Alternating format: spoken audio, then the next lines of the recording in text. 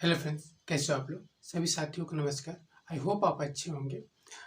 24 फरवरी को माननीय वीरेंद्र जी ने एक महाआंदोलन रखे थे सीएम कार्यालय के पास। और वहाँ पे जो भी दिव्यांग साथी भाई बहन अपनी अधिकार की लड़ाई लड़ रहे हैं, चाहे मुख्य सेविका की अभ्यर्थी हो चाहे लेखपाल के अभ्यर्थी हो, सभी लोगों ने आज 14-15 महीने से स्ट्रगल कर रहे हैं अपने अधिकारों के लिए, क्योंकि उनसे प्री मेंस वगैरह कराकर डीबी वगैरह कराकर उनकी पदें खाली हैं और उनको वो सीटें नहीं दी जा रही है जो हमारा 4% रिजर्व सीटें हैं। तो इसको लेकर के हम आज 14 महीने 15 महीने से धरना आंदोलन, अधिकारियों से मीटिंग, बातें सब कुछ हो रही। 24 फरवरी को डेट फिक्स था सीएम कार्यालय के पास। उससे पहले हम लोग बीजेपी कार्यालय के पास आंदोलन दे चुके थे माननीय वीरेंद्र जी के साथ। माननीय वीरेंद्र जी ने बीजेपी कार्यालय के पास आंदोलन दिया था, जहाँ मुख्य सचिव जी से वार्ता हुई थी। उसके बाद राज्यपाल महोदया के यहाँ आंदोलन दिया गया राजभवन के पास।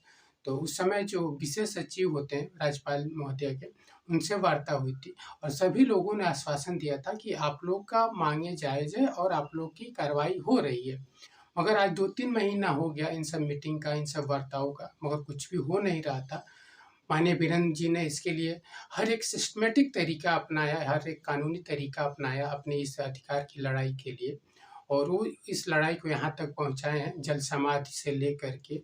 और प्लस प्रयागराज में जो अस्थि विसर्जन का कलश यात्रा था, वो भी उन्होंने यहाँ तक लेकर आए, क्योंकि उनका मानना था कि अगर हम लोग इतने दिनों से दिव्यांग लड़ रहे हैं, अगर उत्तर प्रदेश सरकार जिंदा होती, अगर उसके अंदर मानवता होती, तो दिव्यांगों की सुनवाई तो सबसे पहले करती। मगर उन्होंने कोई हमारी सुनवाई नहीं की, कोई मांगे हमारी पूरी नहीं की।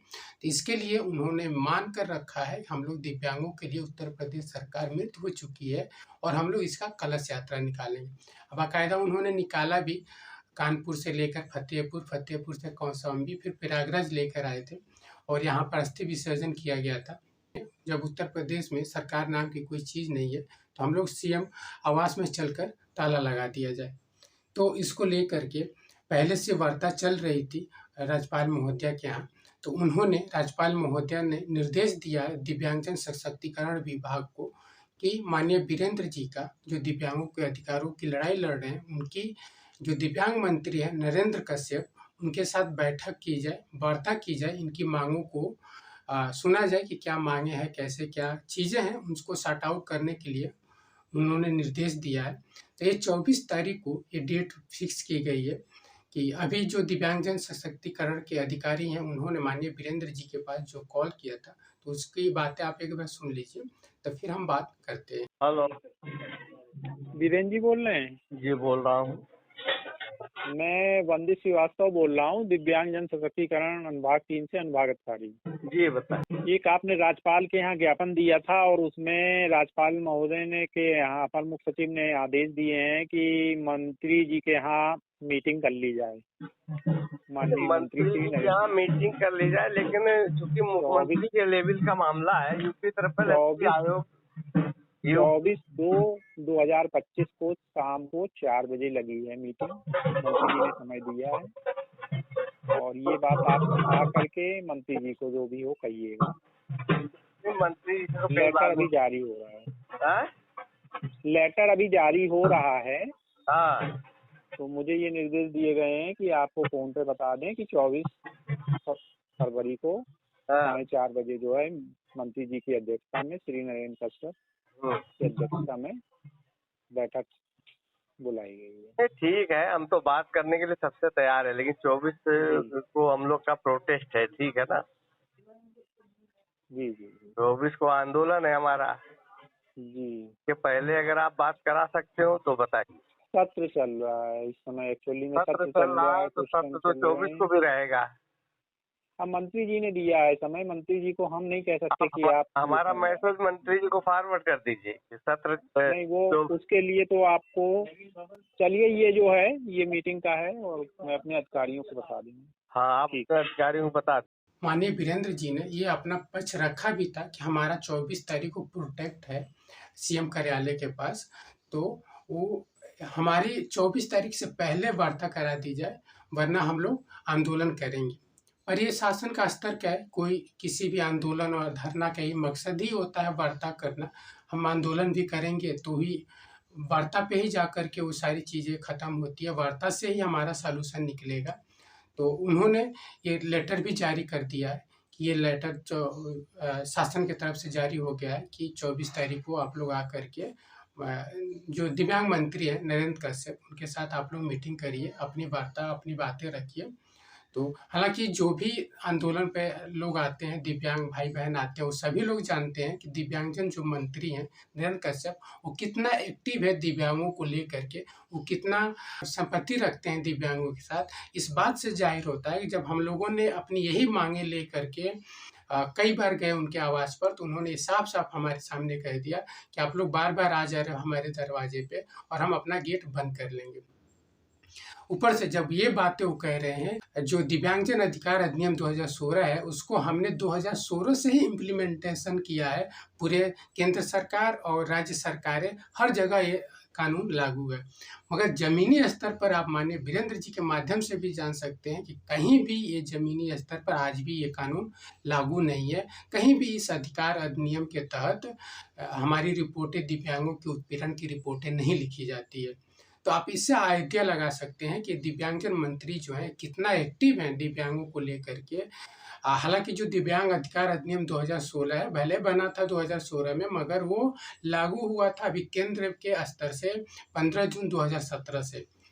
मगर हमने जहाँ तक उनकी बातें सुनी है, हमें थोड़ा भी नहीं लगता है कि वो दिव्यांगों को लेकर के एक्टिव रहते हैं, दिव्यांगों की सिम्पैथी के साथ अपनी बातों को, दिव्यांगों के उत्थान के लिए बातें करते हैं। सभी साथियों को पता है कि जो भी हमारा 4% रिजर्वेशन है, 4% जो आरक्षण है सरकारी नौकरियों में, वो हर भर्ती से हमारा फुलफ़िल नहीं हो रहा है। किसी भी भर्ती में वो रिजर्वेशन फुलफ़िल नहीं किया जा रहा है। जो दिव्यांग अधिकार अधिनियम 2016 था, उसका जो सेक्शन धारा 33 है, 33 है, उसमें ये कहा गया था कि राज्य सरकारें दिव्यांगों के उत्थान के लिए, ग्रोथ के लिए, उनकी डिग्निटी के साथ ज़िंदगी जीने के लिए अपने यहाँ चिन्हांकन करेंगी, कानून बनाएगी, नियम बनाएगी।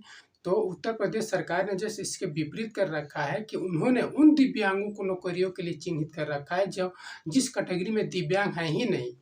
जो मैक्सिमम 60-70% दिव्यांग हैं, ऑर्थोपेडिकली हैंडीकैप दिव्यांग हैं, उनको हर एक भर्ती से बाहर करने का रास्ता इन्होंने बना लिया है उस शासनादेश में जो 30 जुलाई 2021 को जारी हुआ था। तो जब आप उन दिव्यांगों को एलिजिबल कर रहे हो कि जिस कैटेगरी में दिव्यांग है ही नहीं, तो हमारा तो सीटें खाली ही जाएगा। हर भर्ती में हमारी सीटें खाली जाएगी। जो मैक्सिमम दिव्यांग हैं उनको तो आप बाहर कर दिए हो उस नौकरी के लिए। अक्षम बता करके आप हर एक भर्ती में कह दे रहे हो कि दिव्यांग, ओएच वाले दिव्यांग जो हाथ पैर से दिव्यांग है, वो कार्य करने के सक्षम नहीं है, वो अक्षम है नौकरी करने के। भाई हम अक्षम हैं तभी तो हमको 4% रिजर्वेशन मिला है, फिर तुम किस बात का अक्षम कह रहे हो? अगर हम नॉर्मल की तरह हम भी होते तो हमको 4% रिजर्वेशन अलग से क्यों दिया जाता? तो वही बात है, इनका पूरा मकसद है कि चलन क्रिया संबंधी दिव्यांगों को सरकारी नौकरियों से बाहर करना और उन दिव्यांगों को रखना जहाँ जिन दिव्यांगों से वो सीटें भरी ही नहीं, फिर ये आसानी से हमारी सीटें बेच सकते हैं। मतलब हर एक भर्ती की सीटें, दिव्यांगों की रिजर्व सीटें ये लोग बेचने का एक नया तरीका अपनाए हैं, जो आसानी से बेच सके इन सीटों को। तो इसीलिए सभी दिव्यांग भाई बहनों से कहना है कि बहुत अच्छा आप लोग के लिए मौका है, माननीय वीरेंद्र जी का साथ है, आप लोग उनके साथ आइए, सड़क पे आइए, उनके साथ दीजिए अपने हक और अधिकार के लिए। वरना हर एक भर्ती से हम लोग बाहर किए जा रहे हैं। लगातार हम लोग प्री दे रहे हैं, मेंस दे रहे हैं, डॉक्यूमेंट वेरिफिकेशन करा रहे हैं, टाइपिंग करा रहे हैं, हर एक स्टेज पार कर रहे हैं। ये लोग हर एक स्टेज हमसे क्लियर करा रहे हैं और हर एक स्टेज के लिए हम लोग एलिजिबल हो रहे हैं, मगर जहाँ हमको नियुक्ति देने की बात आ रही है, वहाँ ये लोग अक्षम बता दे रहे हैं। हम फॉर्म डालने से लेकर के प्री मेन सारे प्रोसेस करने के लिए सक्षम हैं, मगर जो हम नियुक्ति लेने की बात आ रही है, नियुक्ति लेने की समय आ रहा है, तो वहाँ पे ये लोग हमको दिव्यांगों को अक्षम बता दे रहे हैं ताकि हमारी सीटें ये लोग बेच दें आसानी से। और सभी से यही आग्रह है कि आप लोग तन मन धन से माननीय वीरेंद्र जी का साथ दीजिए। अगर इस समय आप लोग साथ नहीं देंगे तो फिर हमारी लड़ाई कोई नहीं लड़ पाएगा। इस तानाशाही सरकार के साथ बार-बार हम लोग विनती लेकर के लखनऊ के हर एक अधिकारी, हर एक विभाग के पास गए हैं, मगर कोई भी सुना नहीं है हमारे बातों को लेकर। जब से माननीय वीरेंद्र जी ने हम लोग के साथ आए हैं, हम लोग के साथ लड़े हैं, तब जाकर के हमारी इन बातों पे सुनवाई हो रही है, मीटिंग हो रही है। तो हमारे लिए बहुत बड़ी बात है और हमारे आंदोलन के ही मकसद है कि हमारी जो मांगे हैं उसकी पूरी की जाए। हमारा भी बहुत सारा टाइम बर्बाद हो रहा है, हमारा भी समय लगता है। एक तो हम लोग दिव्यांग हैं, ऊपर से लखनऊ आना-जाना, कानपुर आना-जाना, ये बहुत बड़ी समस्या है। तो हम लोग भी चाहते हैं कि सरकार हमारी बातें जितना जल्दी मान ले, हमारी जो समस्या है उसको सॉर्ट आउट करे, वरना हम लोग भी परेशान हैं। आज 14-15 महीने से कहीं भी पढ़ाई-लिखाई पे आदमी कंसंट्रेशन नहीं कर पा रहा है, फोकस नहीं कर पा रहा है इन आंदोलनों को लेकर के। हर मुश्किलों को हम लोग दिव्यांग भाई-बहनों ने झेलते हुए अपना पढ़ाई पूरा किया। इसलिए नहीं कि दर-दर की ठोकरें खाते रहे, घूम-घूम करके चौराहों पे और लखनऊ में, कानपुर में। तो इसलिए हम सभी दिव्यांग भाई-बहनों से कहेंगे कि जो भी 24 तारीख को मीटिंग हो रहा है, अगर वो दिव्यांगों की बातें सरकार मान रही है, जो मंत्री जी हैं मान रहे हैं, तो फिर तो अच्छी बात है, हम भी चाहते हैं माने। अगर नहीं भी मानते हैं, तो हमारा ये लड़ाई जारी रहेगा। आज ऑनलाइन जो मीटिंग था, ज़ूम मीटिंग था, वो माननीय वीरेंद्र जी, मनीष जी, जो सभी ने लेखपाल और मुख्य सेवक अभ्यर्थियों के साथ वार्ता की है, बातचीत की है और उसमें तय किया गया है कि जो भी होगा 24 तारीख को, वो हम लोग देखेंगे कि किस स्तर की बातें हो रही हैं, क्या माँगें हमारी पूरी हो रही है, वरना हमारा आंदोलन जारी रहेगा। हम अगला डेट फिर से फिक्स करेंगे अगर हमारी माँगें नहीं पूरी होती है तो।